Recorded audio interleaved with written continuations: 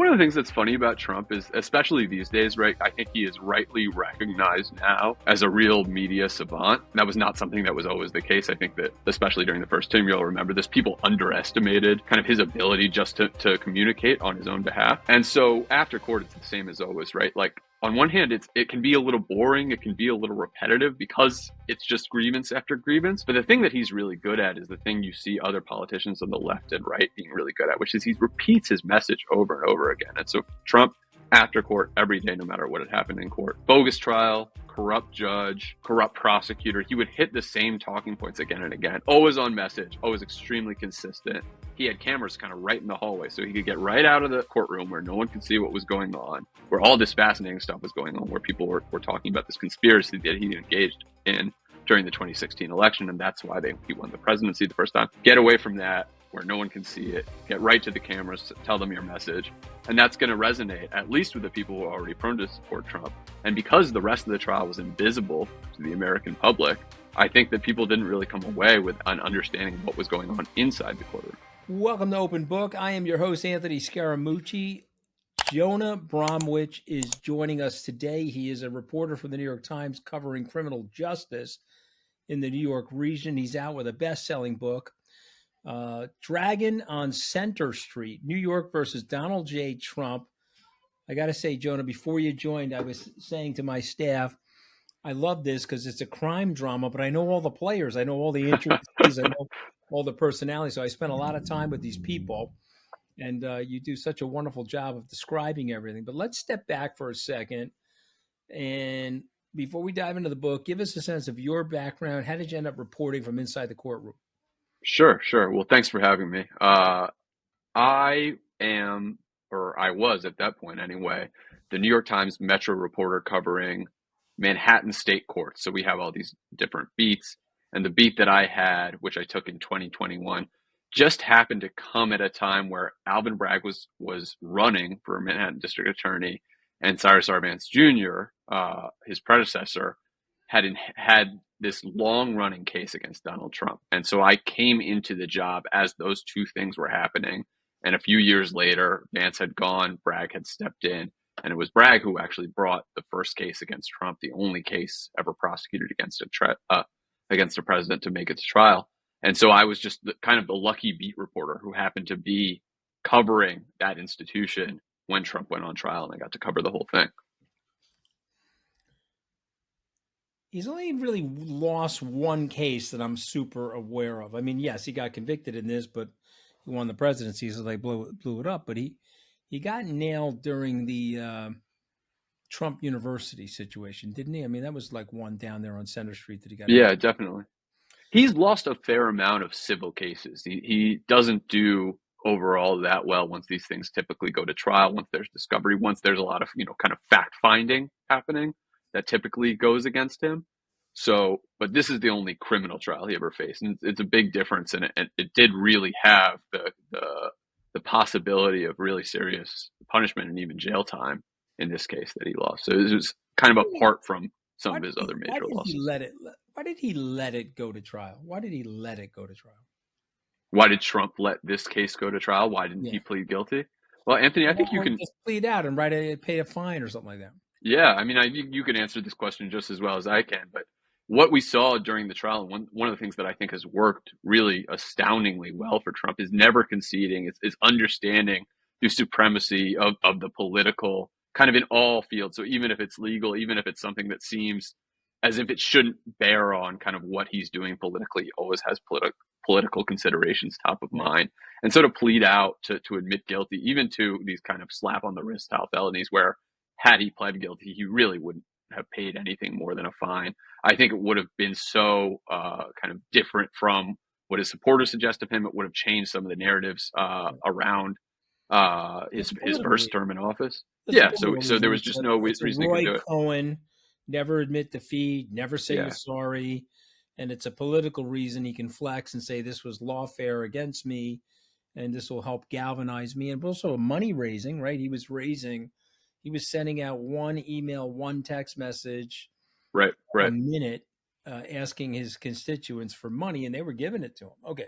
I also think it was dispositional, right? Like, can you imagine him pleading guilty? Like, just saying, yes, I did it, and I'm sorry I did it. It's interesting, I've seen him lose a few different trials because I also covered these civil trials.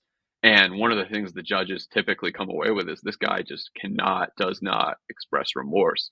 One of the judges in his New York civil trials said that his lack of remorse bordered on the pathological. So just to think about him coming in and saying, uh, pleading guilty and expressing remorse, it just doesn't seem like something he might even be capable of doing. Summer's here, and the last thing we all want to be doing is spending hours meal planning or making last-minute grocery runs. That's why HelloFresh saves me. It's the #1 meal kit, and for a good reason. They send fresh ingredients and easy recipes straight to your door, like the sun-dried tomato grilled cheese sandos. Yes, please. And this summer, they've made it easier with ready-made meals, chef-crafted dishes, ready in just 3 minutes. I've got my eye on the Southwest chicken bowl and the creamy Alfredo truffle cavatappi. Just heat, eat, and get back to summer. The food is fresh, the steps are simple, and I don't have to think about dinner. It's just done. Make your summer enjoyable and delicious by signing up for HelloFresh at hellofresh.com/openbook10fm and get 10 free meals with a free item for life. That's hellofresh.com/openbook10fm. One per box with an active subscription. Free meals apply to first box. New subscribers only. Plan varies.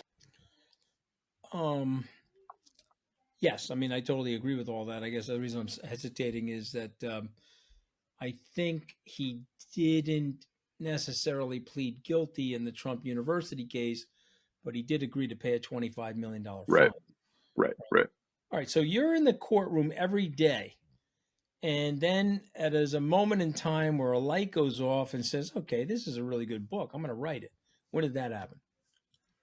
That's a great question. The story that really excited me and I thought was useful for people to see is the story, which is the first chapter of the book, as you know, of how we broke the news that Trump had been indicted. I thought it was just a good story. It really showed how journalism worked because it wasn't just kind of a handout from defense lawyers or handout from the prosecutors. It was something we worked really hard to do. And so after that had happened, I had actually written that up just as kind of a straightforward story. And I thought, if the trial proves as compelling as this story of us just breaking the news, the indictment, then I think I have a book on my hands. And the thing about this trial is that it was the most exciting, the most interesting, the most bizarre thing I've ever really witnessed. So once it started, having Trump in the courtroom there every day, understanding that television cameras weren't going to be able to see this, that I was one of the very few people who's going to be witness to this particular piece of history, a president sitting on trial, confronted by people who would work with him, people who still considered him a friend, and just the kind of tension and spectacular nature of that proceeding. There was no chance that I wasn't going to do a book. Okay. I guess, there's some really interesting characters in here, right? Because, or let me rephrase it. Does he have good legal counsel? It's a great question. So Trump has for years kind of run through lawyers. And one of the things that you see every time that he is represented, particularly in court, is you see these lawyers come out with these very like Trump-like statements. And you say, oh, the client has an enormous amount of control here. It's a great question in this particular trial. He's represented by Todd Blanche, who's now the Deputy Attorney General, and 𝗕𝗵𝗲𝗰𝘀𝘀, who is up for judgeship, but is also a high-ranking official of the Justice Department now. As state court lawyers, they are dreadful. I mean, they did a bad job in a winnable case in terms of trial. As Trump lawyers, where the political is always the kind of primary objective, they're pretty good. They don't concede anything.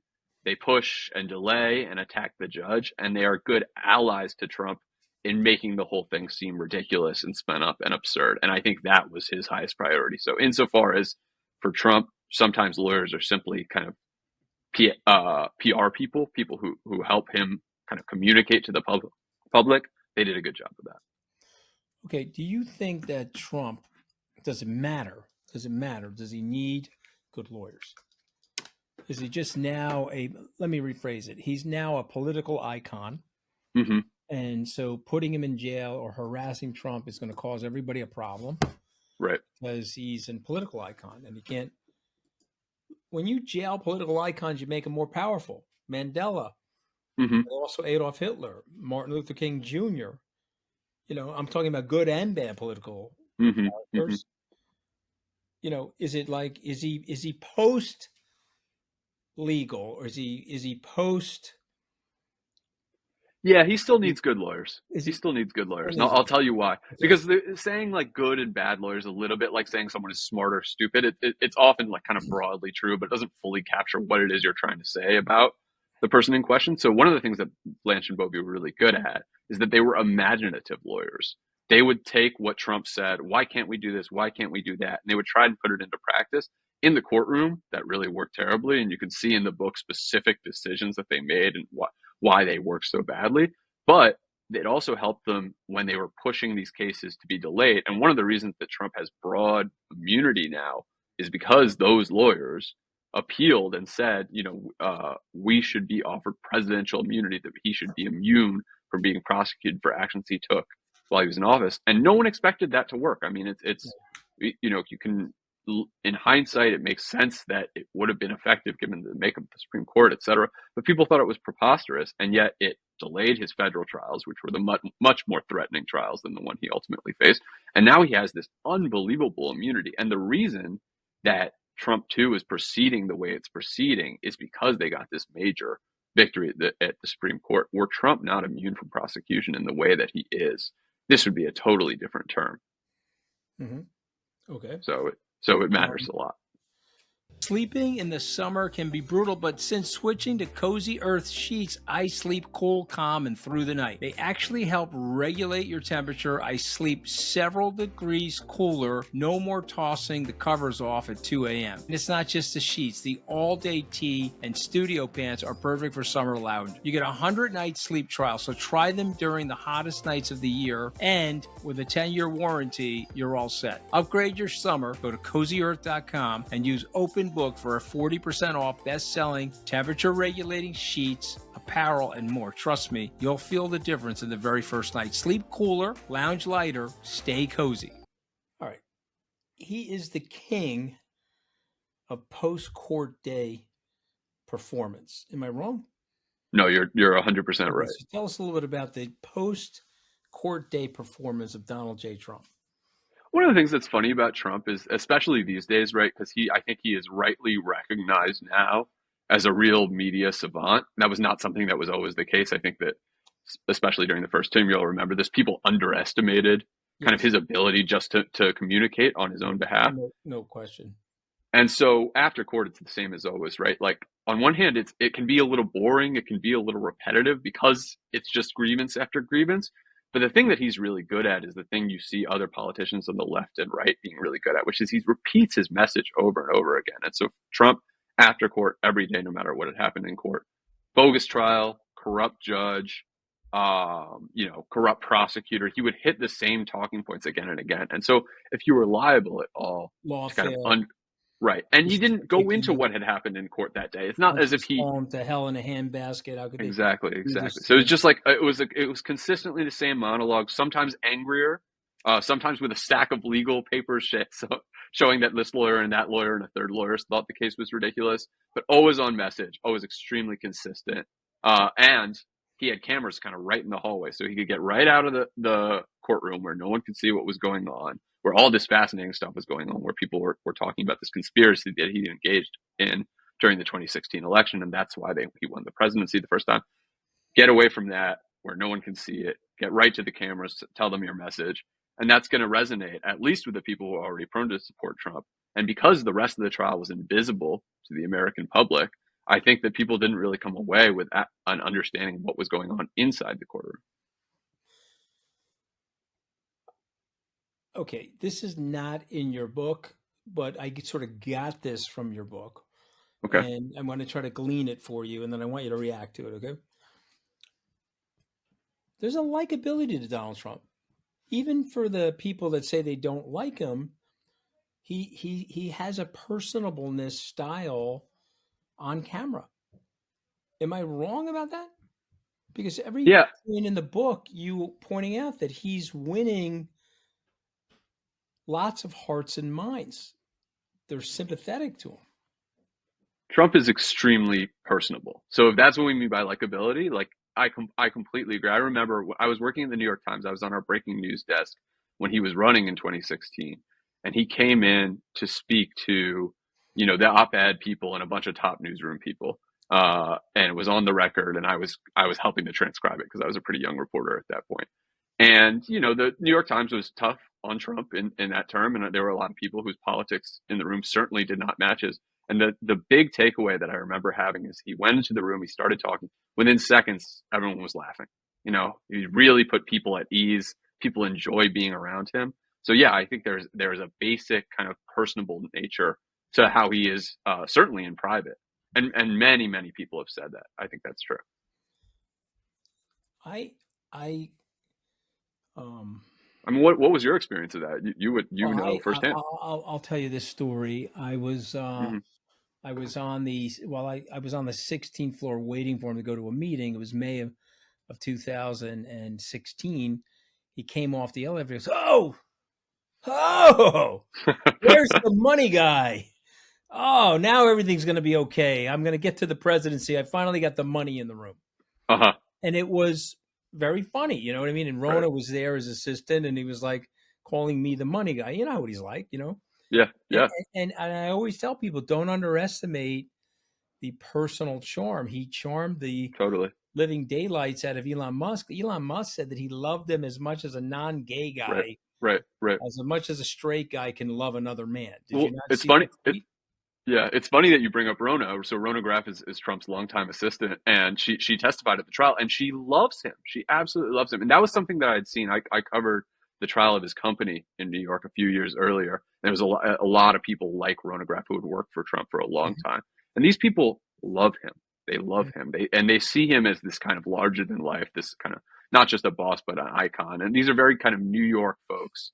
And that was really striking for me to see it even in that first trial, to understand that these people who love Trump, not because of his politics per se, but because they had worked for him and they enjoyed doing so. And Well, I that always say, kind of listen, flew in the face. I am not a fan of him as president. I have spoken my piece there, but he did get to the presidency for a reason. He has this Hmm. charm. I think one of the things I got from your book, Jonah, was that he may be winning points on trial and losing points on trial. Of course, we all know the end of the case. He loses the case, Hmm.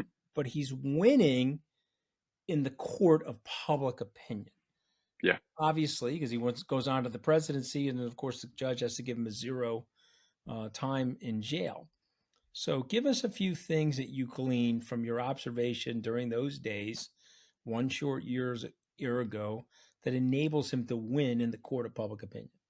Sure. Well, I think that one of the reasons I wrote this book is because I see this trial as kind of a perfect narrative about Donald Trump versus institutions, and particularly institutions that concern the rule of law, right? Because you have Donald Trump facing the Manhattan District Attorney and this judge, 𝗵𝗺 And I think that this case, which is about this kind of conspiracy to win the 2016 election by burying three separate stories over the span of more than a year, is really compelling, is really interesting. But the Manhattan District Attorney, Alvin Bragg, and the judge, 𝗵𝗺, did not speak in public like Donald Trump. They did not present Bragg did not present the case to the American people. 𝗵𝗺 never really defended himself in public in any way other than through writing, which, let's be honest, how many people are reading judicial opinions coming out of New York State Court? And so one of the things that to me that this trial showed was not just the dominance of Trump himself as a media figure, but the dominance of the ways in which he communicates, the cable soundbite, the tweet or Truth Social post. He was able to explain his case against these institutions far better than the institutions were able to Mm-hmm. present a case against him. And Mm-hmm. that's not saying they didn't have a strong case. I think that this Manhattan case is much more interesting, much more compelling, and would be more compelling to Americans than they even understand it. But it was so successfully understood to be Stormy Daniels' hush money, a simple story of false business records rather than this more complex story of this conspiracy to win the 2016 election. And so to me, the lesson really is that the institutions if they want to be strong, if they want to be resilient in this era, they need to learn to communicate on their own behalf. They need to learn to speak, maybe not exactly the way that Donald Trump speaks, but find an audience that will listen to them so they can explain where they're coming from, why institutions do what they do, and institutional players do what they do. How do you want the book to be remembered? Okay, so it's a legal thriller. It's a political postmortem.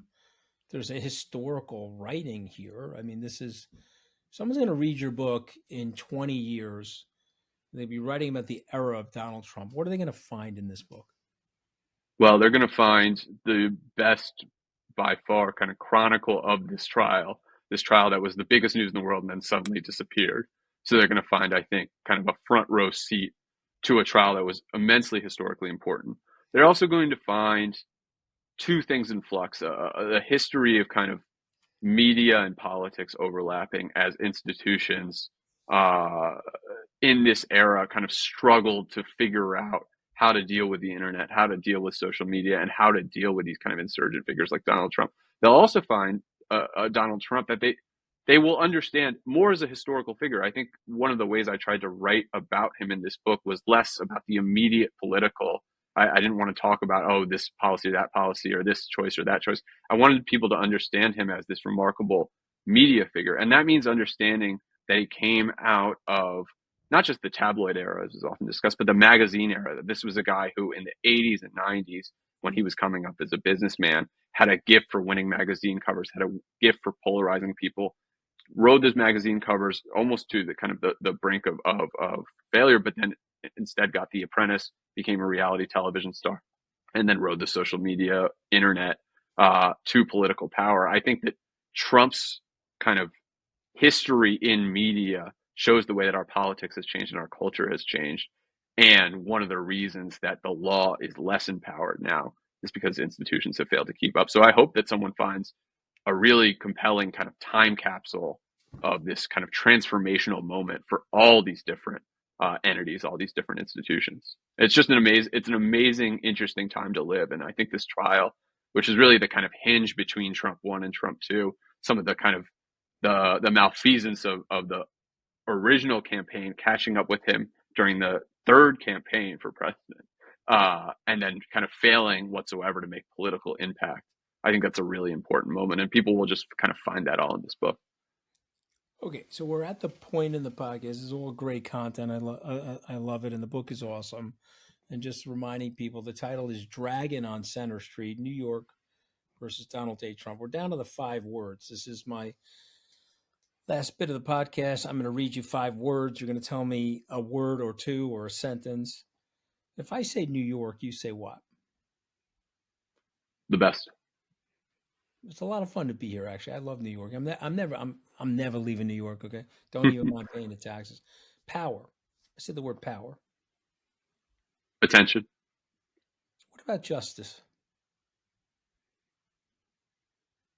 The law. Dragon. Chaos. Oh, okay. And what about Trump? I said the word Trump. Dominance. What's next for you, Jonah? I'm going to stay at the New York Times, which is where I am now. Right now, I cover kind of the collision of the political and the rule of law. So federal law enforcement in New York and the way that Trump is affecting it, the way that White House is affecting it. Some of the major cases that we expect to come out of the White House in the coming months and years. And if I see another great story, if I see another kind of great chronicle of our time that I think not only could be kind of a thrilling story, very readable story, but also something that tells us about the moment we're living in, hopefully I'll write another book. All right, well, listen, the book is awesome. Again, I'll read it again. The title is Dragon on Center Street, New York versus Donald J. Trump. Thank you, Jonah Bromwich. You wrote a great book, and want people to go out there and buy it. So thank you for joining us today on Open Book. Thanks, Anthony. Really appreciate it.